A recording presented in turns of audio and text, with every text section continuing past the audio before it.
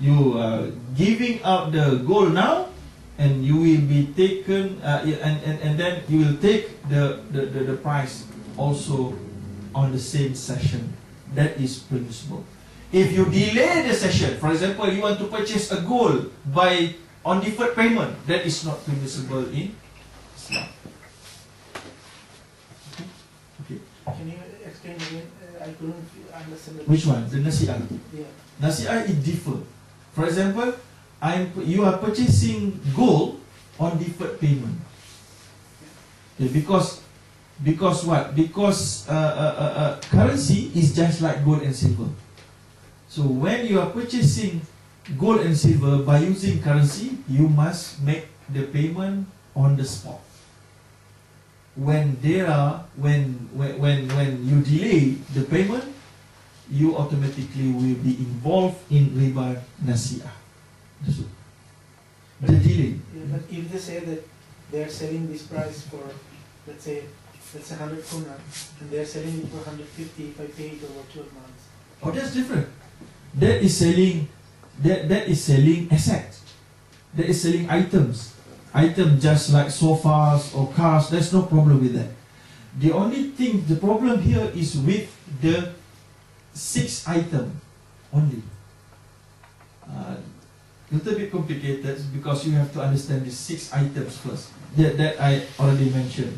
Okay, the 6 items, including the 6 items is currencies. Crown, Swedish crown, and other currencies as well. All of them is just like silver and gold, even though they are not backed by silver and gold. Alright? Okay, so that is riba. So any questions? No questions? Okay, I think go very quickly about gharar. Gharar is uncertainty. Okay, in the conventional system, they love this kind of uncertainty, and also they make profit out of it. Because of this uncertainty, they have rating agency. Rating agency make a lot of money giving ratings to the bonds because of uncertainty. Alright? And in Islam also they have uncertainty in business. But uncertainty here, or ignorance of one or both party in a contract of a substance or attributes of the sale, object of sale. So I think most of the uncertainty also being avoided by the conventional market. For example, if you want to purchase a car, the specification of the car must be clearly mentioned, right or not?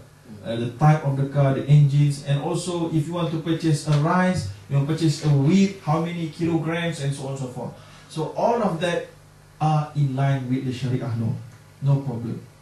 But the problem occurs when there are some type of gharar being put into a business.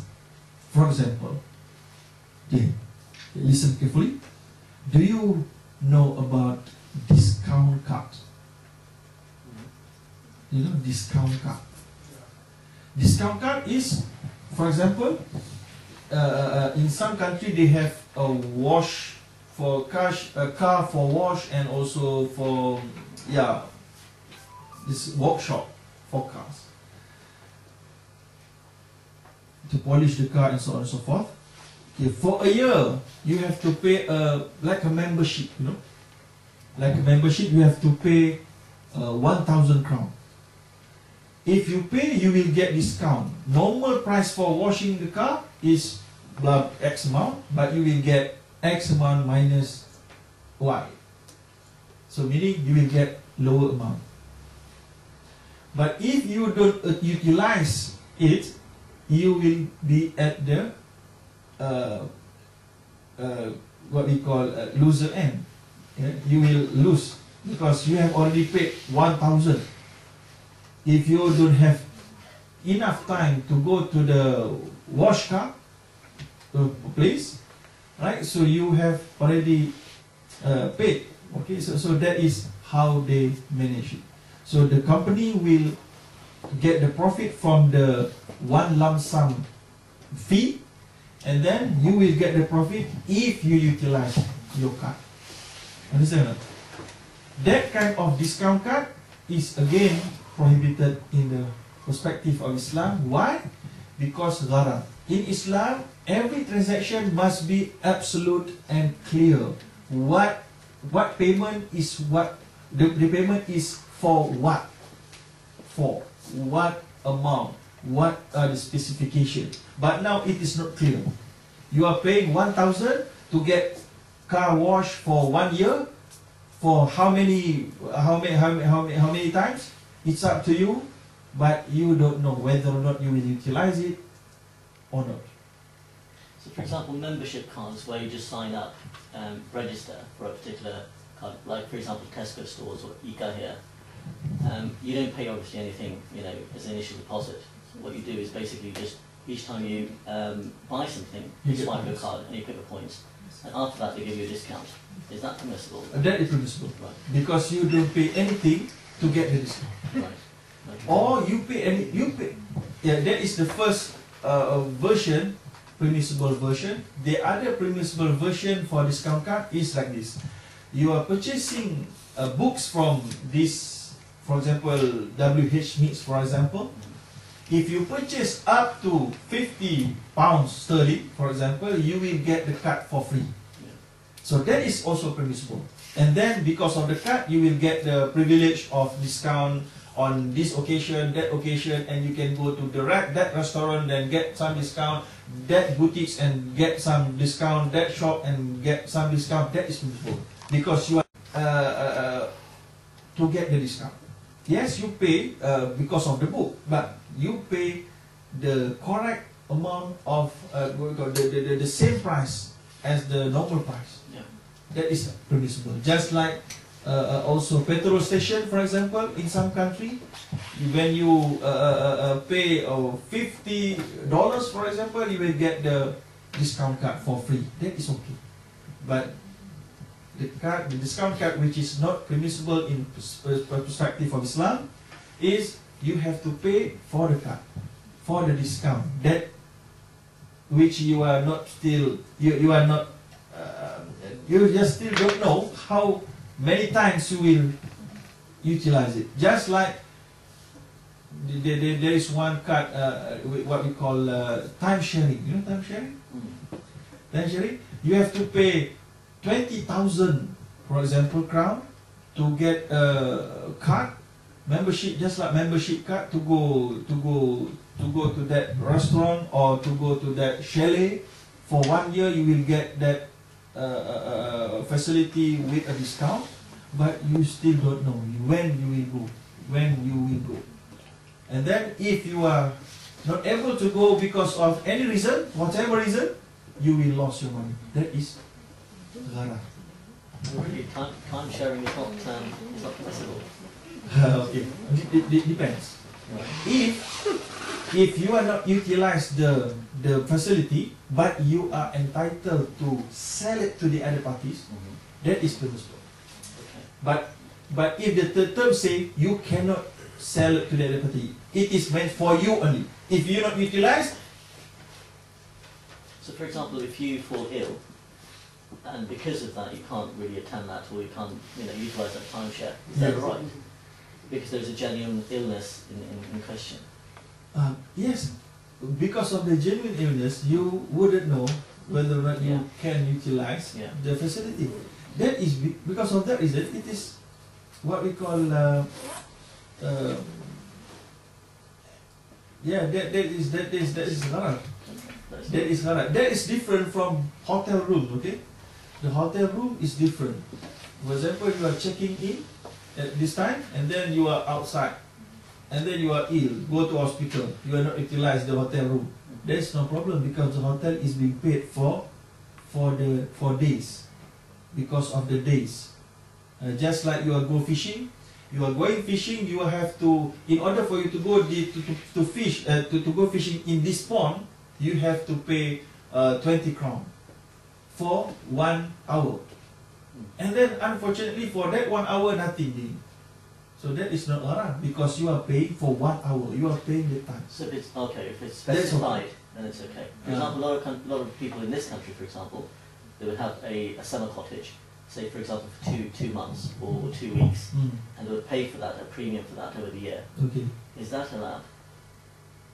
So they, for example, pay a premium, and they're allowed to have between, say, 1st of August to 30th of August, access to that house. Okay, so meaning at that point of time, the house is fully booked by you. Correct.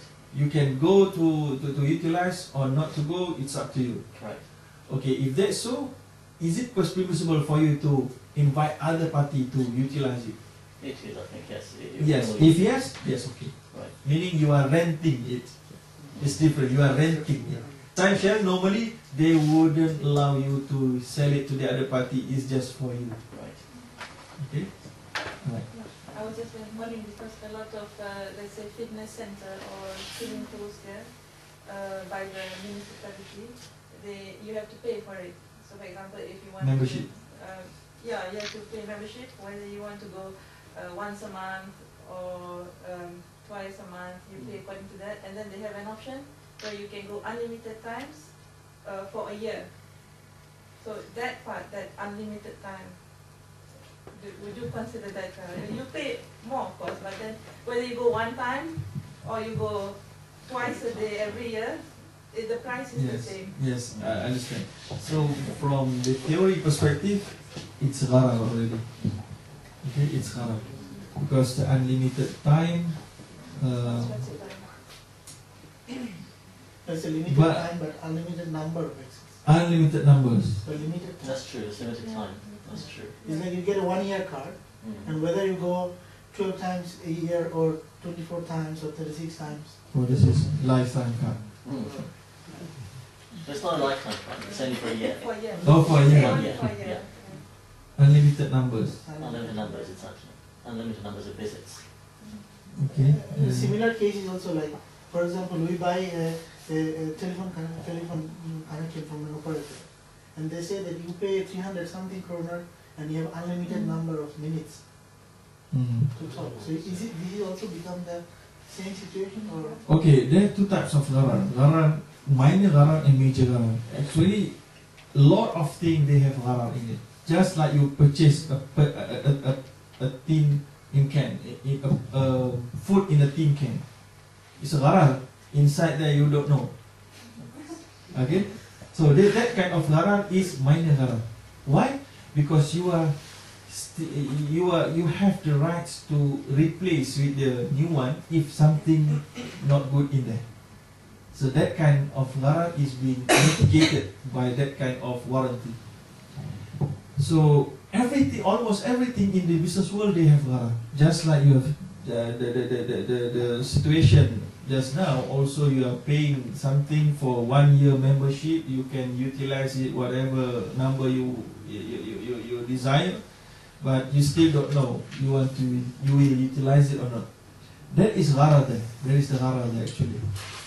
But it must be discussed thoroughly by the such collectives, by the number of scholars in order to issue an accurate fatwa. Actually, I myself, I think I have to sit down again and to discuss again and to look at the terms and conditions of the contract and so on in order to give an accurate ruling. Okay, I just think it's not proper for me to give like that. Any other questions? Gharar. Okay, so gharar also can be changed over the time. Okay, for example, in the classical fiqh book, they say it is gharar for you to sell something, to sell fish in the pond, in the river. Okay, but the gharar, major gharar, because you cannot say, okay, you want to purchase fish, okay, I'll give you the price, I will get the fish later on for you. Okay, that is gharar because you are exposed to uncertainty whether or not you can get that kind of fish or not.